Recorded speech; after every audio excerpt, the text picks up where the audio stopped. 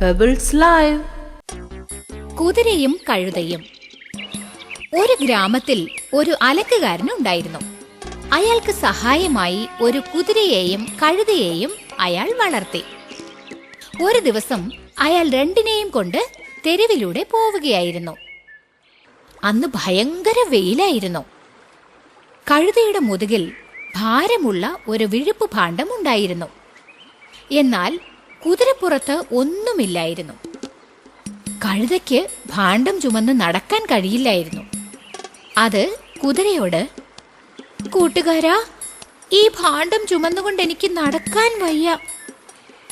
ഭാണ്ഡത്തിൽ പകുതി നീ നിന്റെ മുതുകിൽ ഏറ്റാമോ എന്ന് ചോദിച്ചു. കുതിരയോ, മടയൻ കഴുതേ, ഞങ്ങൾ സവാരി കുതിരകളാണ്, ഭാണ്ഡം ചുമക്കുന്നവയല്ല എന്ന് പറഞ്ഞു. കഴുത വേറെ വഴിയില്ലാതെ ഭാണ്ഡവും പേറി വേച്ചു വേച്ചു നടന്നു. കുറച്ചു ദൂരം പോയപ്പോൾ കഴുത ബോധം കെട്ടു വീണു.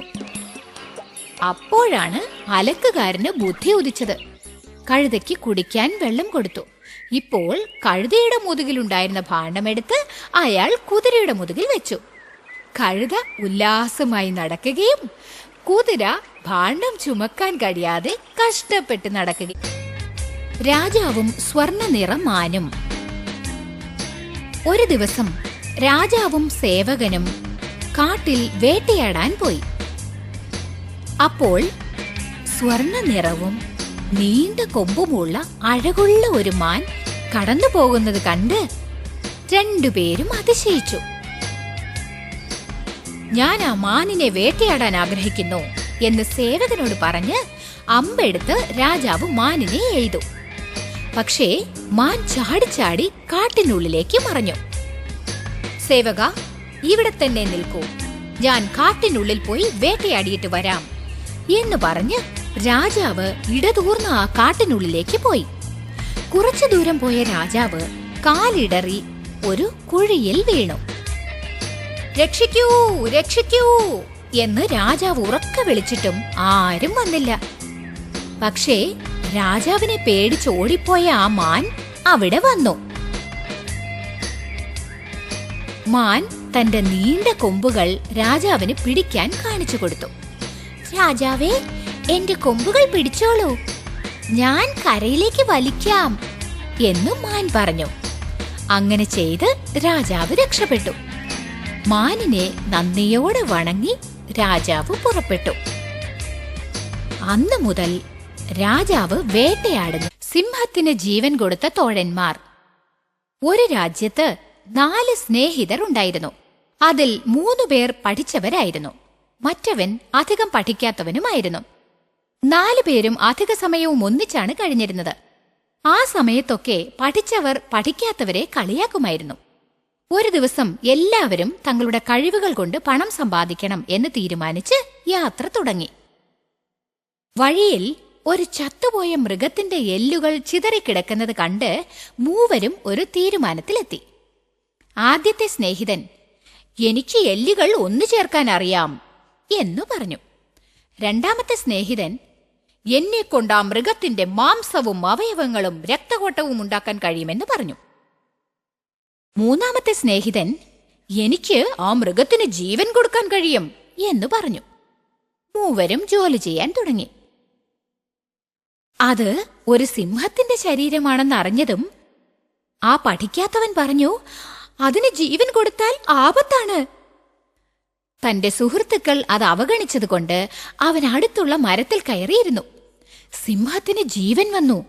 അതുടനെ ആ 3 സ്നേഹിതന്മാരുടെ മേലെ ചാടി വീണ് അവരെ കൊന്നു. 4ാമൻ ജീവനോടെ മന്ത്രവടി. ഒരു കാട്ടിൽ തടിച്ചു കൊഴുത്ത ഒരു മുയലുണ്ടായിരുന്നു.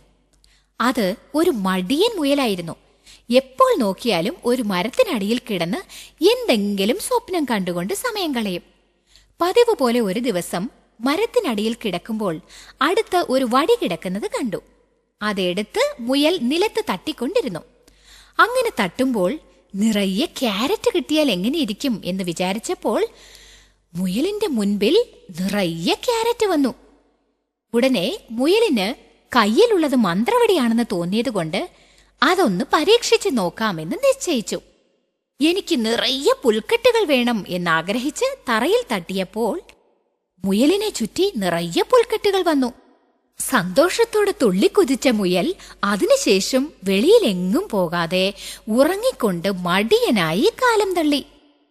ഒരു ദിവസം ഒരു സിംഹത്തിന്റെ ഗർജനം കേട്ട് മുയൽ നോക്കിയപ്പോൾ മുൻപിൽ ഒരു സിംഹം നിൽക്കുന്നത് കണ്ടു. ഉടനെ അത് മന്ത്രവടി തറയിലടിച്ച് സിംഹത്തെ മുയലായും തന്നെ സിംഹമായും മാറ്റി. ആ കാട്ടിലുണ്ടായിരുന്ന നരി ഈ മുയൽ സിംഹത്തെ കണ്ട് ആശ്ചര്യപ്പെട്ടു. ഈ സിംഹം വേട്ടയ്ക്കേ പോവുന്നില്ല, അതുകൊണ്ട് നമുക്കും ഭക്ഷണം കിട്ടുന്നില്ല, ഇതിനെന്തെങ്കിലും ഒരു വഴി കാണണം എന്ന് തീരുമാനിച്ചു. അത് അടുത്ത കാട്ടിൽ പോയി മറ്റൊരു സിംഹത്തെ കൂട്ടിക്കൊണ്ടുവന്നു. ശരിയായ സിംഹം മുൻപിൽ നിൽക്കുന്നത് കണ്ട മുയൽ സിംഹം അതിനോട് പൊരുതാൻ കഴിയാതെ കുഴങ്ങി. ഇപ്പോൾ മുയലിന് മനസ്സിലായി, ദൈവത്തിന്റെ സൃഷ്ടിയിൽ അവരവർക്ക് കൊടുത്ത ജോലി അവരവർക്കേ ചെയ്യാൻ കഴിയൂ എന്ന്. ആ മുയൽ തന്നെ വീണ്ടും മുയലാക്കി മാറ്റി. എലിപ്പെണ്ണ്. ഗംഗാ നദിയുടെ കരയിൽ ഒരു മുനി ജീവിച്ചു വന്നിരുന്നു. ഒരു ദിവസം നദീതീരത്ത് പൂജ ചെയ്തുകൊണ്ടിരുന്നപ്പോൾ അദ്ദേഹത്തിന്റെ അടുത്ത് ഒരു ചെറിയ എലി വന്ന് നിന്നു. ആ എലിയിൽ കൗതുകം തോന്നിയ മുനി അതിനെ ഒരു പെൺകുട്ടിയാക്കി മാറ്റി വളർത്താൻ വീട്ടിലേക്ക് കൊണ്ടുപോയി. ഈ കുട്ടി ഇനി നമ്മുടെ കുട്ടിയാണ്, ഇവളെ സ്നേഹത്തോടെ വളർത്തണം എന്ന് മുനി തീരുമാനിച്ചു. വർഷങ്ങൾ കടന്നുപോയി. ആ കുട്ടി അതിസുന്ദരിയായ ഒരു പെണ്ണായി വളർന്നു. അവളുടെ വിവാഹം നടത്താൻ മുനി തീരുമാനിച്ചു. തന്റെ മകളെ വിവാഹം കഴിക്കുന്നത് തികച്ചും യോഗ്യനായ ആളായിരിക്കണമെന്ന് കരുതിയ മുനി സൂര്യനെ വരനാക്കാൻ തീരുമാനിച്ചു. സൂര്യനെ മുനി ക്ഷണിച്ചു. സൂര്യൻ വന്നു. എന്നാൽ മകൾ പറഞ്ഞു, വേണ്ട അച്ഛാ, വേണ്ട, സൂര്യന് ഭയങ്കര ചൂടായിരിക്കും എന്ന് പറഞ്ഞു. ഉടനെ സൂര്യൻ പറഞ്ഞു, നിങ്ങളുടെ മകൾക്ക് കുളിരുള്ള മേഘമാണ് യോഗ്യൻ എന്ന് പറഞ്ഞു. ഉടനെ മുനി മേഘത്തെ ക്ഷണിച്ചു. വേണ്ട അച്ഛാ, വേണ്ട, മേഘം ഒരിടത്ത് നിൽക്കാതെ ഓടിക്കൊണ്ടേയിരിക്കും എന്ന് മകൾ പറഞ്ഞു. മേഘം പറഞ്ഞു, അങ്ങനെയെങ്കിൽ ഒരേ സ്ഥലത്ത് ഉറച്ചു നിൽക്കുന്ന മലയാണ് നല്ലത് എന്ന്.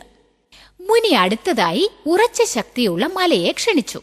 മല വളരെ കഠിനമാണ്, വേണ്ട എന്ന് മകൾ പറഞ്ഞു.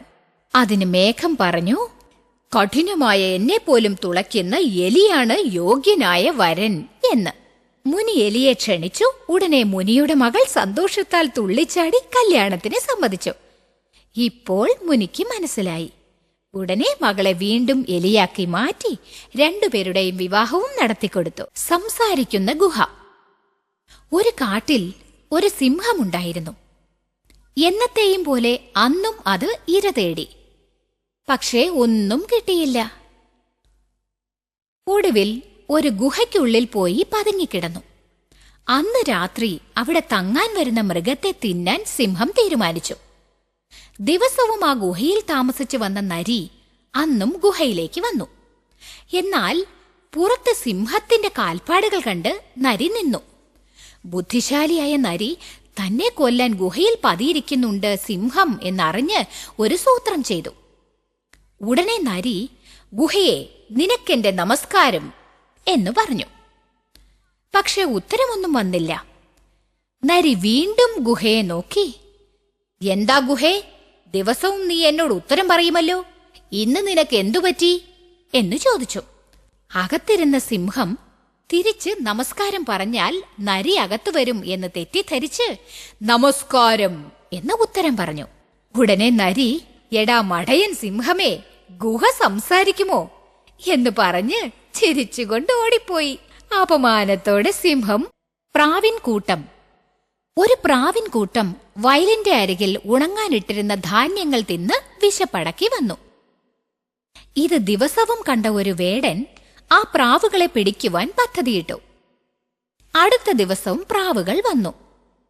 അവ സന്തോഷത്തോടെ ധാന്യങ്ങൾ കൊത്തിക്കൊണ്ടിരുന്നപ്പോൾ ഒരു വലിയ വല അവയുടെ മേലെ വന്നു വീണു. എല്ലാ പ്രാവുകളും വലയിൽ കുടുങ്ങി.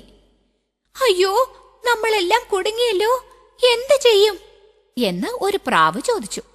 എന്നാൽ അതിന് പ്രാവുകളുടെ രാജാവ് പറഞ്ഞു, ഇപ്പോഴാണ് നമ്മുടെ ഐകമത്യത്തിന്റെ മഹാബലം ഉപയോഗിക്കേണ്ടത്. നമ്മൾ എല്ലാവരും ഒന്നായി ഒരേ നേരത്തിൽ ശക്തിയായി ചിറകടിച്ച് വലയോടുകൂടി പറക്കാം. പ്രാവുകൾ അങ്ങനെ ചെയ്തു.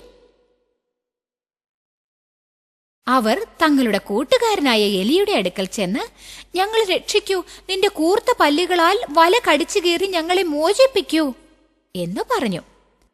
എലി അതിന് സമ്മതിച്ചു. അപ്രകാരം ചെയ്ത് പ്രാവുകളെ മോചിപ്പിച്ചു. എല്ലാ പ്രാവുകളും എലിയോട് നന്ദി പറഞ്ഞ് തങ്ങളുടെ ചിറകുകളടിച്ച് സന്തോഷത്തോടെ ആകാശത്തിലേക്ക്. Pebbles Live